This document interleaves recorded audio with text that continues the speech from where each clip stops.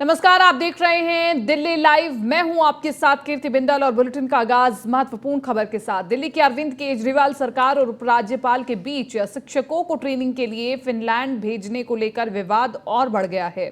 दिल्ली के सीएम अरविंद केजरीवाल ने press conference करके एलजी विनय सक्सेना पर हमला बोला है। उन्होंने कहा कि दिल्ली में गंदी राजनीति हो रही है और इसकी वजह से ही शिक्षकों को ट्रेनिंग के लिए फिनलैंड भेजने से रोका जा रहा है। सीएम केजरीवाल ने कहा कि पिछले कई दिनों से फाइल एलजी के ऑफिस में पड़ी हुई है और उसे मंजूरी नहीं दी जा रही है। ऐसे में मार्च में होने वाली ट्रेनिंग फिर से कैंसिल हो सकती है।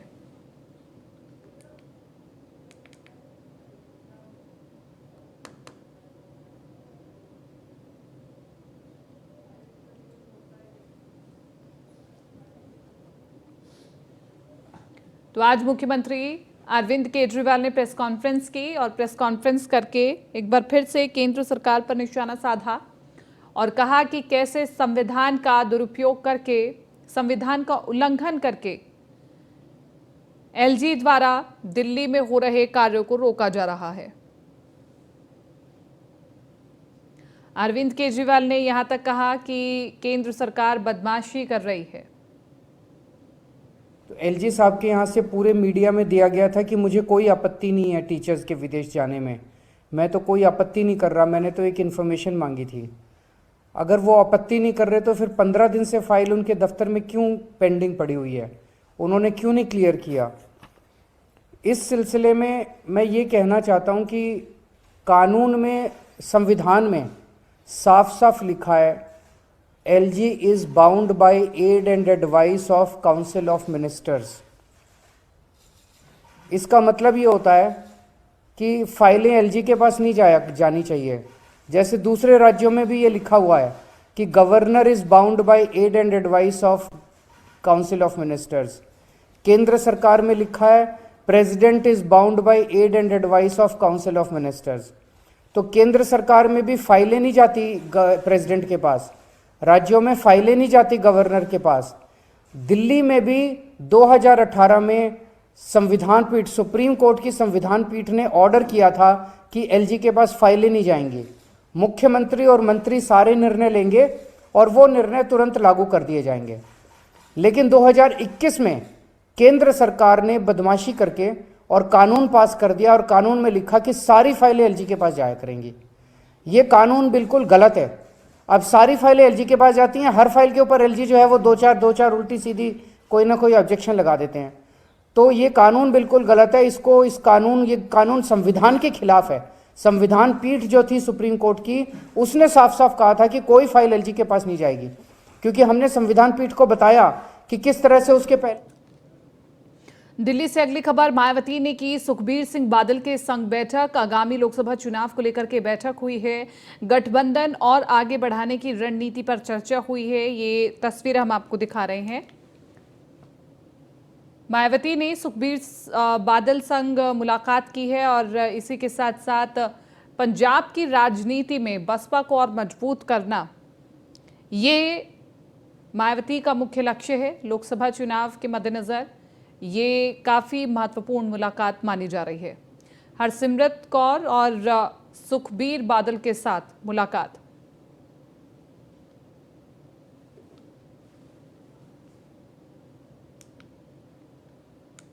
दिल्ली के कंझावला में शमशान भूमि के पास खुलेआम शराब बेची जा रही है। स्थानीय लोगों ने जब इसका विरोध किया तो शराब बेच रहे माफियाओं ने कहा कि गांव में और भी जगह शराब बिक रही है, उसे जाकर रोको। फिलहाल कंझावला थाना पुलिस ने कार्रवाई करते हुए शराब बेचने वाले 3 आरोपितों को गिरफ्तार किया है। पकड़े गए आरोपियों के पास से शराब बरामद की है।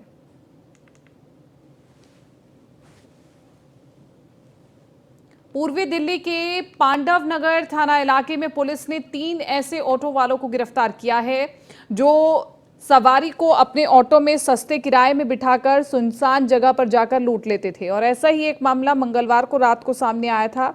यहां पर एक 24 वर्षीय युवक जो अपना फिजिकल टेस्ट देने जा रहा था, वो यूपी से दिल्ली के आनंद विहार बस अड्डा पर उतरा।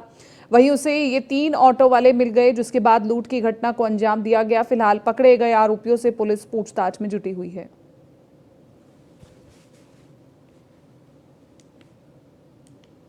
दिल्ली के सदर बाजार में सीलिंग के खिलाफ 22वें दिन भी धरना प्रदर्शन जारी रहा।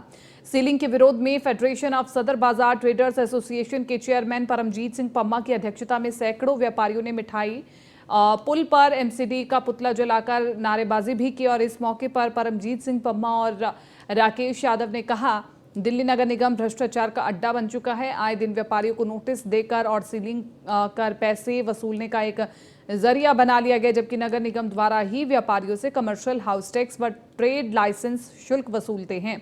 यहां तक कि दुकानों की रजिस्ट्री भी कमर्शियल में होती है, फिर क्यों सील किया जाता है, ये सबसे बड़ा जांच का विषय है।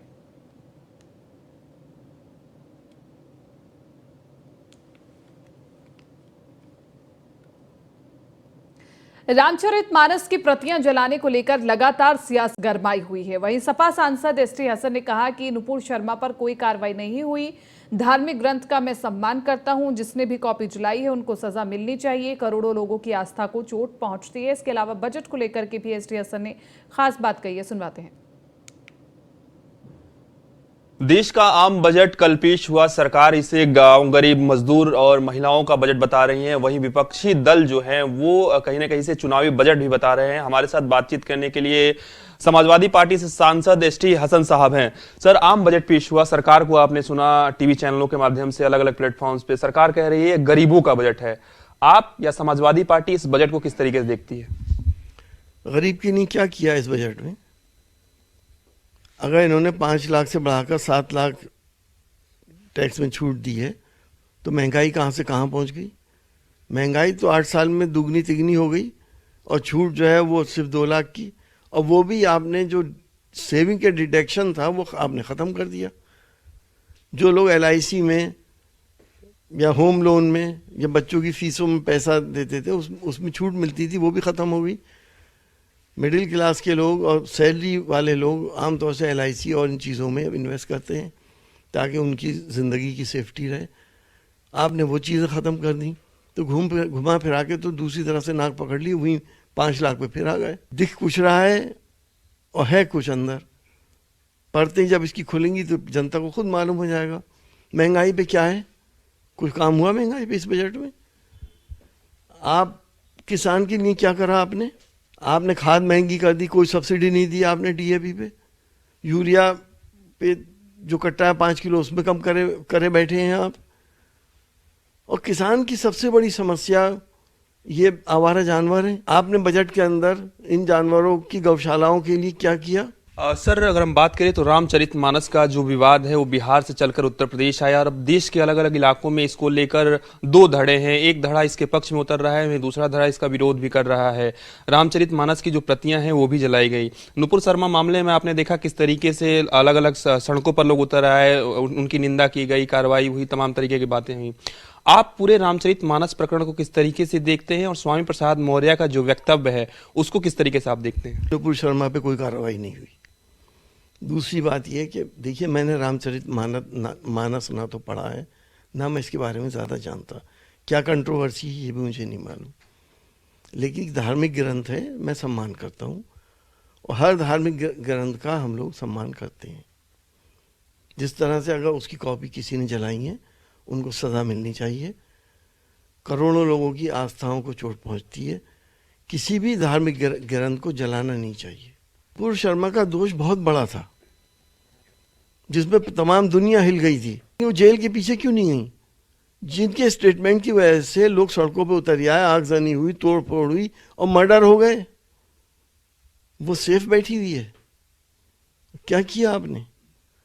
अगर आप इस ट्रेंड को शुरू कर देंगे तो देखिए आज नतीजा सामने आ रहा है और धर्म ग्रंथों का भी अपमान शुरू हो गया।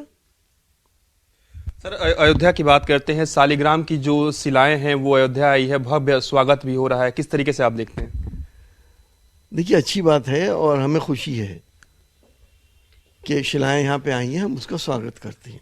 हमारे साथ समाजवादी पार्टी से सांसद एसटी हसन साहब, जिनका साफ तौर पे कहना है कि इस तरीके की जो बातें करते हैं वो देश को बर्बाद करने की कहीं ना कहीं साजिश कर रहे हैं। वीडियो राम त्रिपाठी के साथ पीयूष तिवारी, नई दिल्ली। केंद्रीय बजट को राज्यसभा सांसद कल्पना सैनी ने गरीब मध्यम वर्ग के हित में बताया है। उन्होंने कहा कि ये बजट जनता की उम्मीदों पर खरा उतरेगा। हमारे संवाददाता ने राज्यसभा सांसद कल्पना सैनी से भी खास बातचीत की, आपको दिखाते हैं।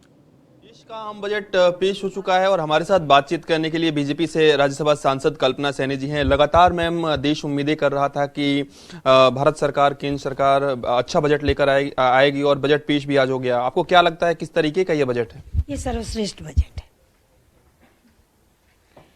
आम जन से जुड़ा बजट है, शिक्षा से जुड़ा बजट है और हमारे देश को पूर्णतया विकसित करने वाला बजट है। सर, मैम कई फैसले भी लिए गए, ऐसे भी इस बजट में प्रावधान किया गया कि जो निर्धन कैदी है, जो गरीब है, जो आर्थिक रूप से सक्षम नहीं है कि वो अपनी जमानत राशि भी जमा करा पाए, उनकी भी जो मदद है वो करेगी। आपको लगता है कि एक बेहतर कदम? बिल्कुल बेहतर कदम है। हमारे मूलभूत सुविधाओं का अधिकार हमारे देश के प्रत्येक नागरिक को है और आम जन को सुविधा पहुंचाने के लिए इसमें हर वो संभव प्रयास किया गया है जो इस देश को सशक्त करता है। मैम 50 नए एयरपोर्ट बनाने की भी बात वित्त मंत्रालय की ओर से की गई है। वित्त मंत्री जब आप आज अपना संबोधन कर रही हैं तो उन्होंने कहा कि 50 नए एयरपोर्ट भी बनाए जाएंगे। आपको लगता है कि अब भारत उस दिशा में आगे बढ़ रहा है जो दुनिया की इकोनॉमी में अगर हम बात करें तो वो अव्वल स्थान भी जल्द से जल्द अब प्राप्त कर पाएगा? बिल्कुल कर पाएगा। मेरे देश की अर्थव्यवस्था जिस तेजी से बढ़ रही है, इतनी बड़ी विश्व की महामारी को पार कर हम जिस तरह से आगे बढ़े हैं विश्व में, आदरणीय प्रधानमंत्री नरेंद्र मोदी जी ने देश का जो स्थान बनाया है उसके लिए कुछ भी असंभव नहीं है। मैम रेलवे को भी 2.4 लाख करोड़ का जो बजट है वो दिया गया है। क्या लगता है मैम, जिस तरीके से भारतीय रेलवे में भी वंदे भारत ट्रेन चल रही है, अलग अलग ट्रेनें चल रही है, लगातार विकास हो रहा है जैसा कि आप लोग कह रही हैं, इससे लगता है कि रेलवे में जो बजट मिला है रेलवे को, इससे और भी रफ्तार रेलों को मिलेगी? बिल्कुल मिलेगी। अपने रेलवे का जिस तरह से आधुनिकीकरण हो रहा है, निरंतर विकास हो रहा है, उसको और गति मिलेगी और आगामी समय में वो सबको दिखाई देगा। एक आखिरी सवाल रहेगा मैम, आमतौर पर जिस तरीके से बजट पेश होता है तो विपक्ष की भी प्रतिक्रिया आती है। इस बार भी विपक्ष कह रहा है कि चूंकि अब आने वाले दिनों में कई जगहों विधानसभा के चुनाव है और लोकसभा के भी चुनाव है तो ये चुनावी बजट है कहीं ना कहीं। हमारी सरकार राष्ट्रहित की सरकार है। भारतवर्ष में तो हर वर्ष कहीं ना कहीं चुनाव होते हैं। चुनाव को रख करके न कभी पहले बजट पेश किया गया है न आज का बजट। तो ये थी हमारे साथ राज्यसभा सांसद कल्पना सैनी जी, जिनका साफ तौर पे कहना है कि हर साल बजट पेश किया जाता है और जनता से के जुड़े हुए हितों से जुड़े हुए मुद्दे को लेकर बजट पेश होता है ताकि आम जनता को राहत मिल पाए और इसी को देखते हुए भी ये बजट बनाया गया था। और विपक्ष का काम है राजनीति करना। बिजनेस हिमांशु के साथ पीयूष तिवारी, नई दिल्ली।